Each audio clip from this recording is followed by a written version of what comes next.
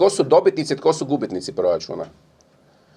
Dobitnici proračuna su poslovne banke kojima je ovako i onako isplaćena milijarda eura tijekom prošle godine dodatnih sredstava od strane Hrvatske narodne banke, a na to nisu platili dodatni porez ili porez na ekstra profit.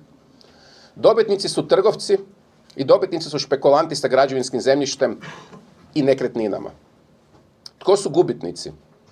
Građani, umirovljenici i mladi. Zbog takozvanog priuštivog stanovanja koje u Hrvatskoj ne postoji. 3 ključna problema. Inflacija nije riješena.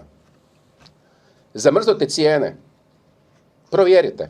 Svaki puta kada Andrej Plenković zamrzne cijene, cijene podivljaju. I treći dio, što je bitno, a osobito je bitno ljudima koji znaju kako trebaju funkcionirati javne financije, je zapravo taj deficit koji je nakon covida jednostavno sada eksplodirao. Sve će ostati po starom. Dugovi u zdravstvu će rasti, razvojne komponente neće biti. Fokusirat ćemo se na takozvane fizičke stope rasta BDP-a, hvalit ćemo se time, do građana to neće dolaziti. A znate kome odgovara da je zapravo inflacija najviša u europskoj zoni? Andreju Plenkoviću, jer se njemu proračun malo bolje puni.